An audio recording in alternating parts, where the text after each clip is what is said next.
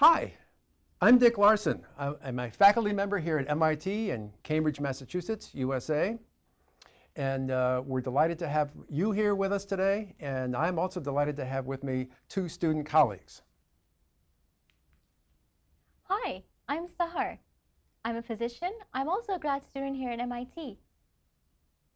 And I'm Mai. I'm a student intern here at MIT as well as a Wellesley College undergraduate, and we're all here today to study influenza and how it spreads. Hello everyone, my name is Newton Philip Isaac and I'll be back later to help the MIT flu team and Dr. Larson in teaching you all some very important facts about the spread of the flu. How do diseases like common cold and flu spread? Coughing, sneezing, or touching contaminated surfaces? How is this all related to mathematics? What can we do to reduce the spread of an infectious disease? Let's explore some options of doing some simple math models of disease spread. If you read in your current newspaper about the spread of the H1N1 influenza, you'll find that every person who gets infected will infect 2 others, and you can see that on your screen right now. What would happen if each newly infected person infected 2 others? Think about this. Let's see. This is a math class. Let's think about this. So the first person, call that person patient 0. We now have 1 infected. And then he or she infects 2 others. And then each of them infect 2 others. So in the 3rd generation of the flu, we get 4, and then 8, and then 16, and then 32, and 64. And this explodes exponentially. My goodness, that's very scary. So if we did have a situation in which each newly infected person infects 2 others, it would exponentially explode like we just saw. Now, do you think this would happen in your class? If somebody in your class got infected, would this happen? Is this a realistic depiction mathematically of what would happen with flu progression? Why don't you take a few minutes, discuss this with your neighbors, discuss this with your teacher, and we'll see you in about 3 or 4 minutes.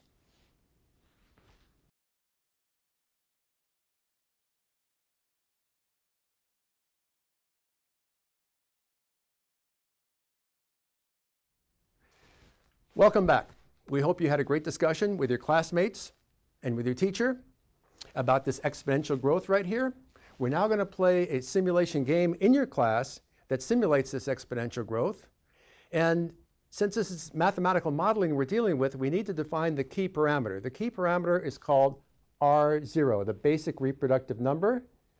R0, as you see on your screen right now, is defined to be the average number of additional people that a newly infected person will infect in a 100% susceptible population. That's a mouthful. A 100% susceptible population is a population of people that have not been vaccinated before or are not immune to the flu, and given an infection event, will likely get infected with that flu. So we're going to play a simulation game right now. With R0 is greater than 1, you have this exponential increase, as we saw here when R0 is equal to 2. It is a key parameter. It has the power of exponential growth, of explosiveness. And Sahar, would you give us some more details? Okay, Dr. Larson. The idea of our simulation game is that the class members will become infected randomly with a statistical probability determined by our sampling technique. There are 4 possible disease states of any given student, as you can see on your screen right now. Susceptible is a member of a population who is at risk of becoming infected by a disease. Infected, when a person in a population gets the infection, he or she is infected. Infected and infectious is once an infected person passes on the infection to another person. Recovered and now immune, infected person's body develops immunity. At any given time during the exercise, we assume that the students are going to have either one and only one of these 4 possible disease states. Susceptible with a green hat, infected with no hat, infectious with a red hat, and recovered and immune with a blue hat. Hi, so I hope you guys all have your props ready in hand. You will all progress through these 4 stages in sequence, and stages 2 and 3 last only 1 day each.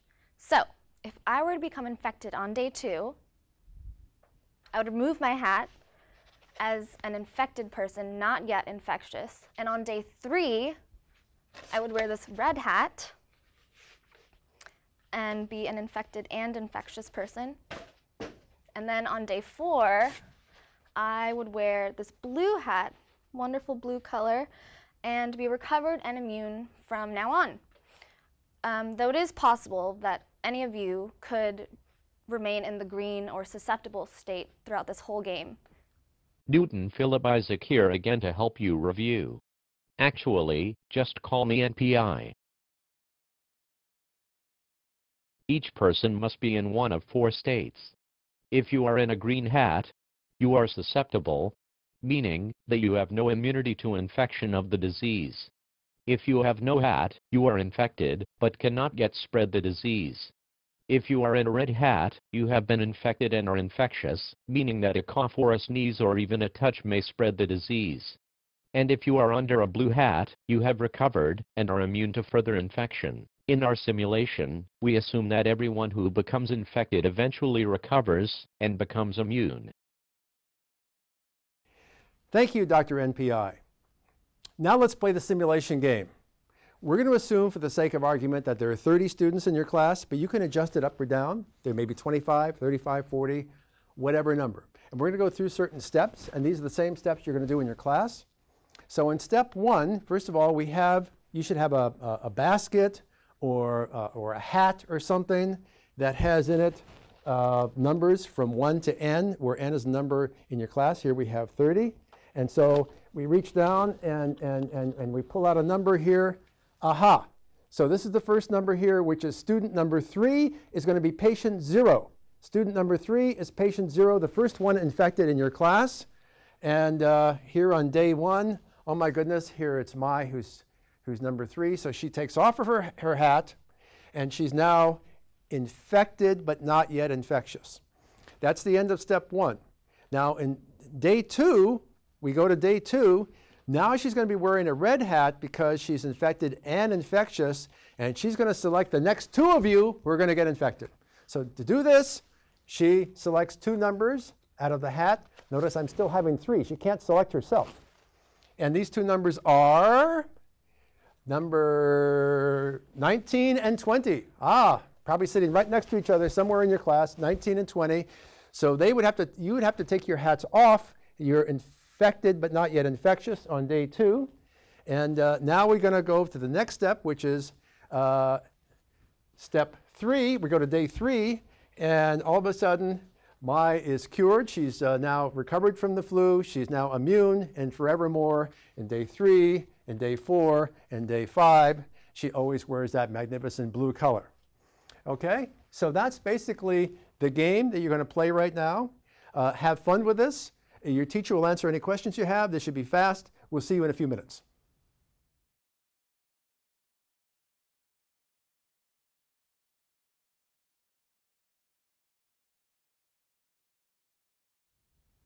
Welcome back. You can take your hats off now.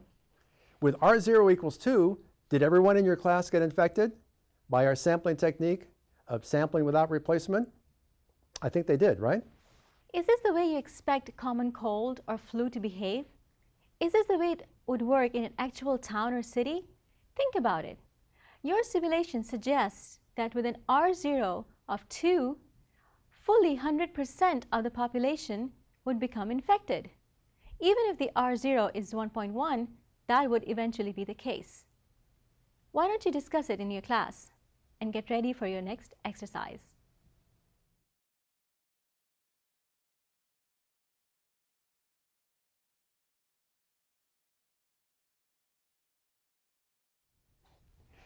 Welcome back.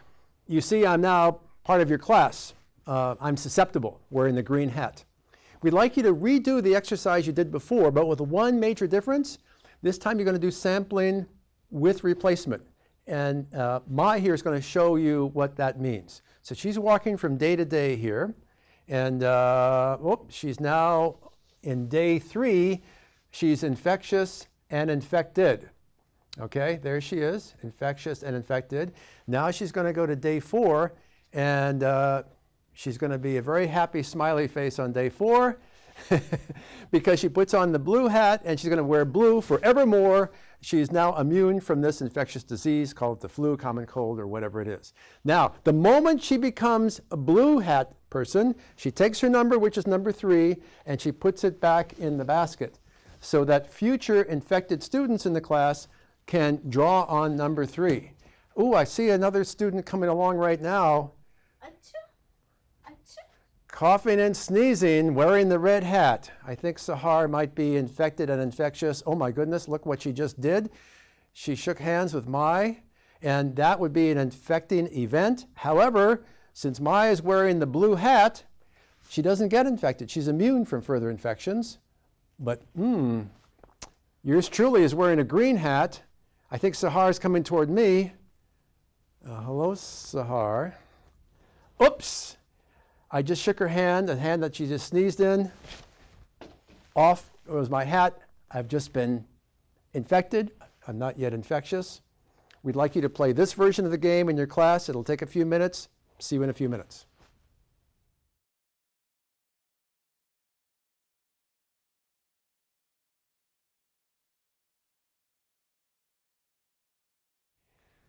Welcome back. We hope you enjoyed that exercise. And I'll bet you noticed a lot of you stayed green the whole time, never got infected. A lot of you probably are still wearing the green hat like this. Now, why is that? Because R0 is equal to 2, which suggests this exponential increase. And why did the exponential increase not take over and infect all of your class?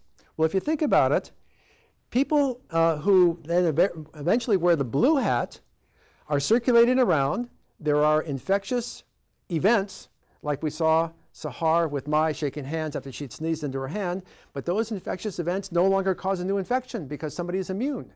And as the disease progresses over the generations, a larger and larger fraction of the population becomes immune, and so a smaller fraction of those infecting events actually cause new infections. That's why the sampling with replacement is a much more accurate model of what goes on in real life than the thing we did on the first exercise. For instance, say we're at day 5 now and that half of you are recovered and immune. Say that I am newly infected and that I draw 2 numbers from the basket.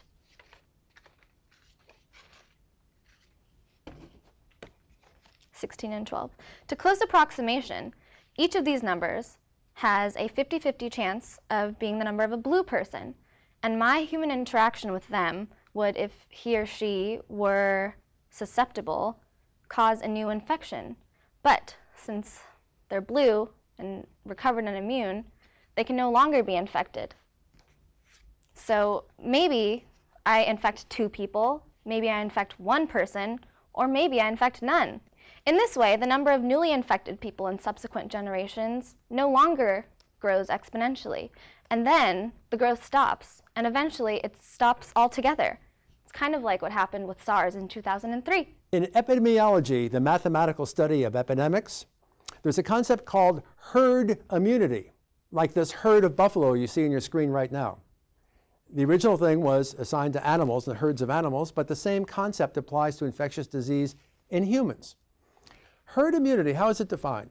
It is defined to be the fraction of the population that must be recovered and now immune such that no further exponential growth in the number of newly infected occurs from that point on.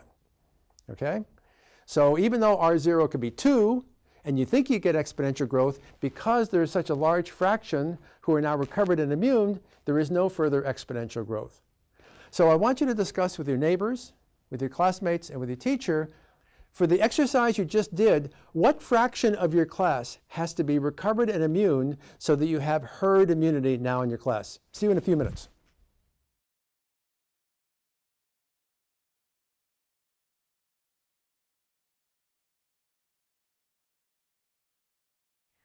How did you do with herd immunity? You're right. When 50% of your class had recovered and become immune, your class enjoyed herd immunity. Chances are the total fraction of your class who eventually become infected exceeded the herd immunity 50% mark, perhaps reaching up to 70 to 75%. But it is very unlikely that 100% of you became infected. Being immune due to your own body's antibodies is the same as having a vaccination.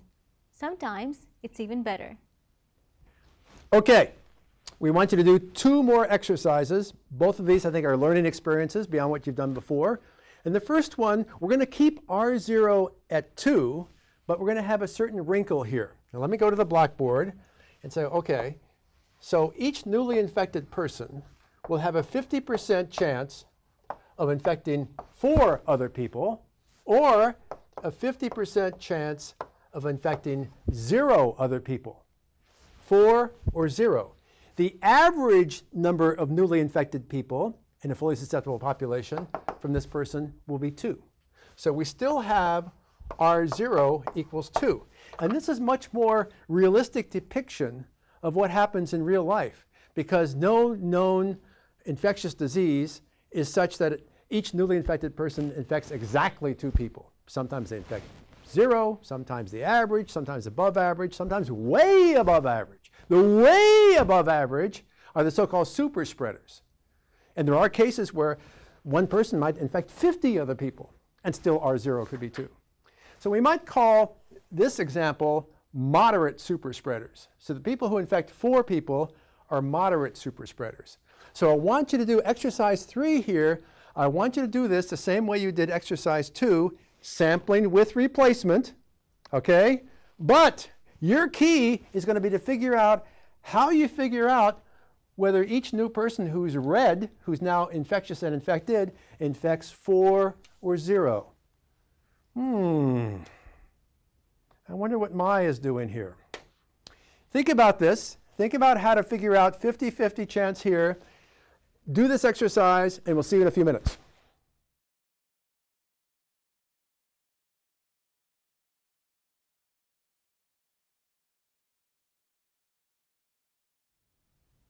Welcome back. You might have noticed something strange in that most recent simulation exercise, that game you just played, especially if you played it several times. At least half the time, the pandemic stopped dead in the tracks. No further people got infected after patient 0, or maybe a very small number, and then the pandemic stopped. 50% of such pandemics stopped? Why? Do super spreaders occur in real life? Later, check out the references that we have attached here at your library. So you see, adding uncertainty to our model certainly makes it more complex and less easy to forecast outcomes. Welcome to the real world of modeling and disease progression. Now we got one exercise left for you. And Sahar, who's an MD, is going to enter pretty soon and show you how by behavioral changes you can reduce R0 from 2 to a lower number. And bear with us right now. You're going to find out exactly how to do this. Here's the good news. You and your family can do something to reduce the chance of getting infected among yourselves or within the community. You can't reduce the chance to 0, but you can reduce it substantially. These things are called behavioral changes or non-pharmaceutical interventions. That's why we had Dr. NPI assisting us today. You don't need to have medicines for that. No medicines, no pills, and no shots. Here's a list of all of them. First of all, wash your hands frequently with very warm water, lots of soap, and for at least 30 seconds each time. Secondly, sneeze or cough into your elbow or into a handkerchief. Thirdly, avoid shaking hands with people, especially when you're sick, or otherwise touch them in a way that would encourage virus transmission from one person to another. Avoid crowds and crowded places when you have the flu. If you must have meetings with colleagues, try to arrange for these to be done by phone or internet. And last not least, there's a website that you can go and read up on it. It's called the Home Flu Kit to Empower Individuals and Families for Pandemic Flu that you see on our website right now. One of the most important ways to slow down the spread of flu is to keep sick people away from people who aren't sick. In this type of situation, it's best to stay at home until you get better. Rest up in the comfort of your own home. Don't go to school, don't play hooky at the mall, and please avoid crowded places so as not to get others sick. This should be good news for those of you who enjoy a nice day or so in bed. Actually, this goes for you teachers out there too. You all need to be cautious. If you're sick on a school day, don't worry about staying home in bed for a few days. I'm sure your students will appreciate the distance, and if you need any extra help trying to decide what to do in the event that you get the flu, I suggest you read the flu kit paper by Dr. Larson and his team. If you read that, you'll be sure to be in the clear, blue sky in no time. Okay, suppose with NPIs we can reduce R0 from 2 to 1.5, a 25% reduction. That seems very reasonable. Now, how do we do this? Because I want you to play the game the fourth and last time, sampling with replacement, like we did in 2 and 3, okay? So let's look at this example here. We're not going to have super spreaders, okay? So we want a 1.5, and suppose we put each newly infected person will have 2 infection events or 1 infection event with a 50-50 chance, okay? And in that case, we reduce R0 to 1.5. And I think you know how to do this in terms of either 2 or 1. Why don't you talk to your neighbor for a few minutes? Not a few minutes, a few seconds. Okay? You remember how to do this. If you have a 50-50 chance, either 2 or 1 for a newly infected person who's now wearing the red hat. Okay, so I want you to do this exercise. This is the last one. This is the most important because it shows that you have some control over the prevalence of the flu. And at the end, I want you to count 2 things. 1, the number of generations of the flu in your class until you were done. And 2, the number in your class who got infected, and compare that to exercise 2. See you soon.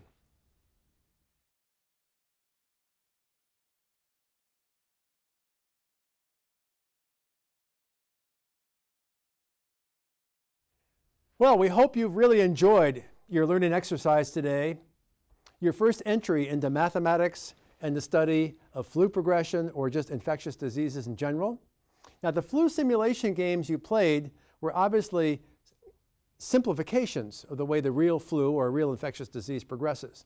For instance, with the real flu, after somebody has an infectious event that infects them, it usually takes 1 to 3 days until they show symptoms. Okay, it's variable.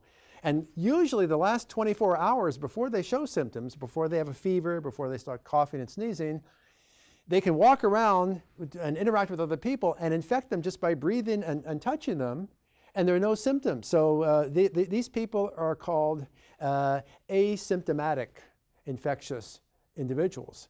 And that's what makes it so difficult to control the flu, because a lot of time people who are infecting folks don't show any outward symptoms.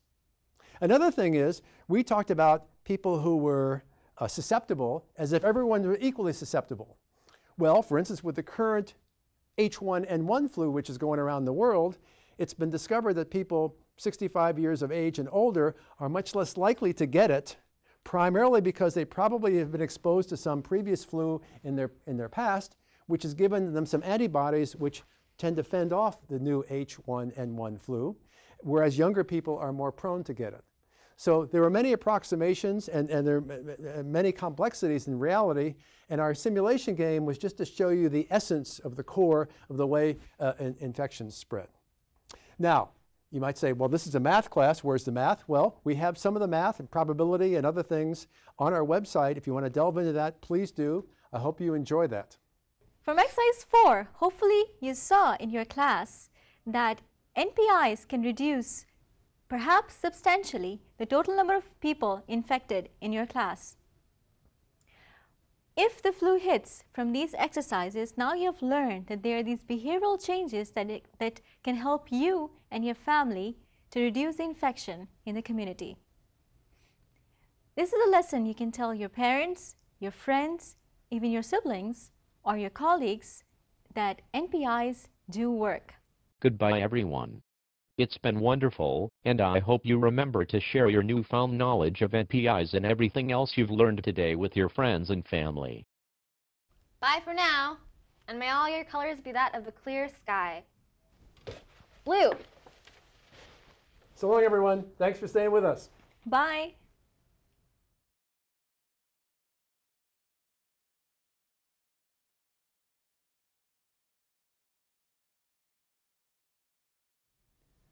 Hi.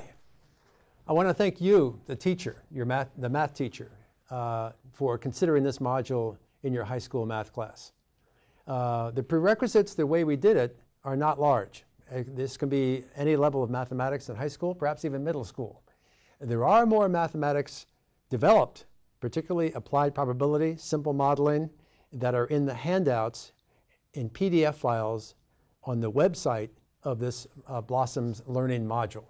But we decided that the focus of this particular class exercise should be experiential learning.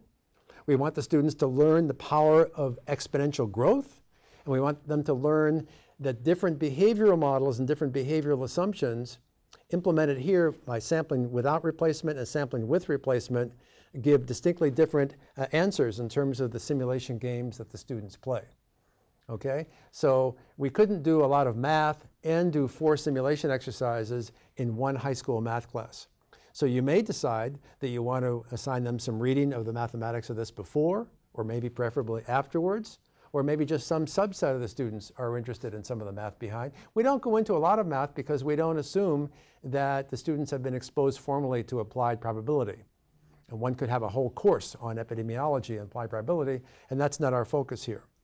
So in segment 1, basically, we just talk about exponential growth at a rate of 2 per generation.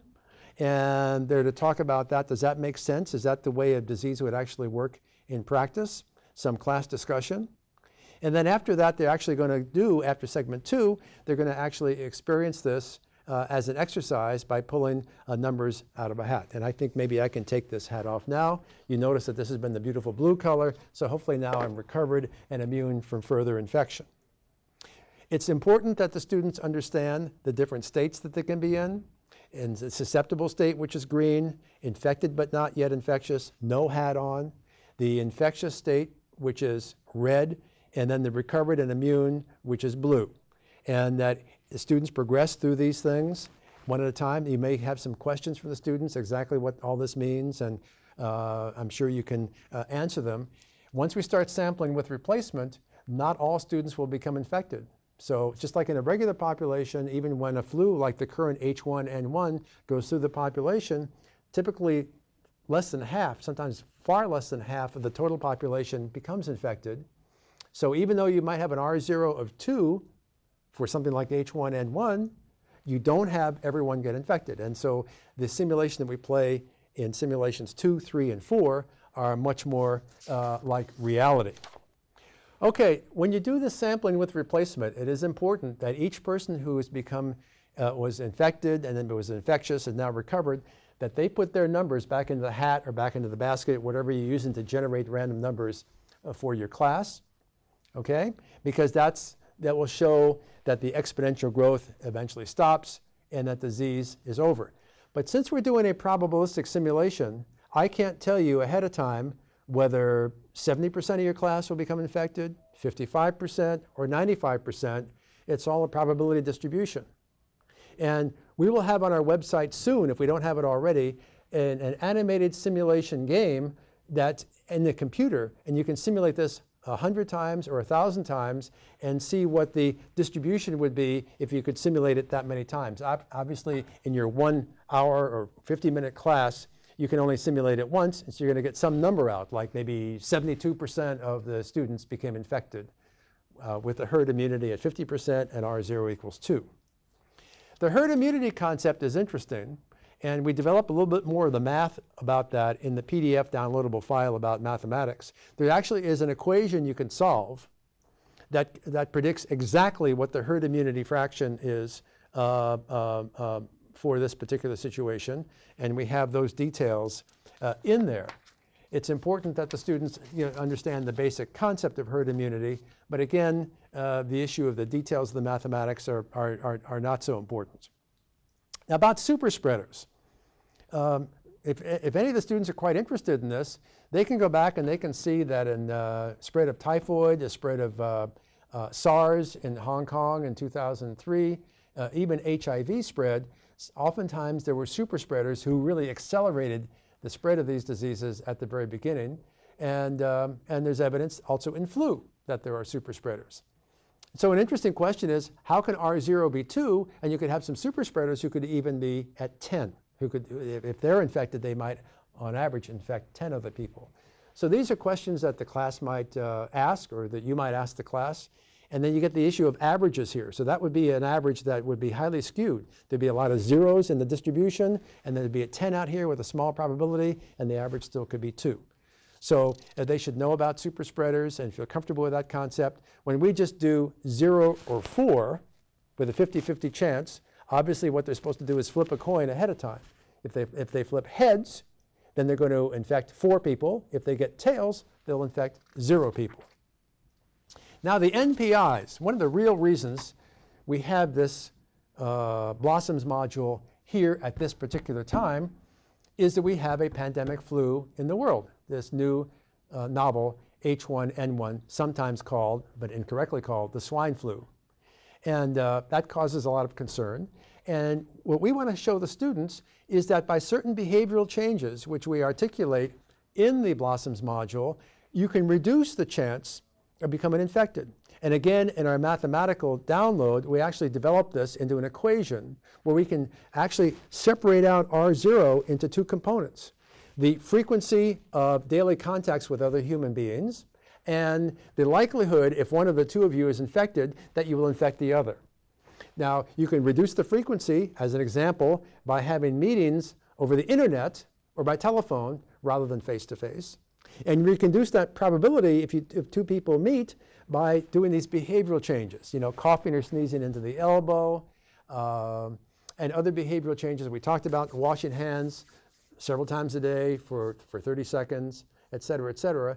So we want the students to understand that human behavior can be modeled mathematically and brought rigorously into these mathematical models, and to show, hopefully dramatically, the results of that.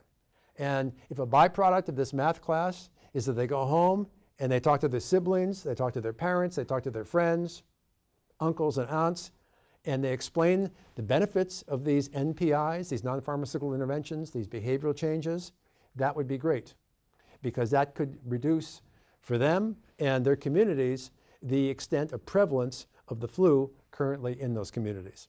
So thank you for considering this module. My email address is now shown on the screen. If you have any questions, please email me directly. I'll try to get back to you within 24 hours. Thank you.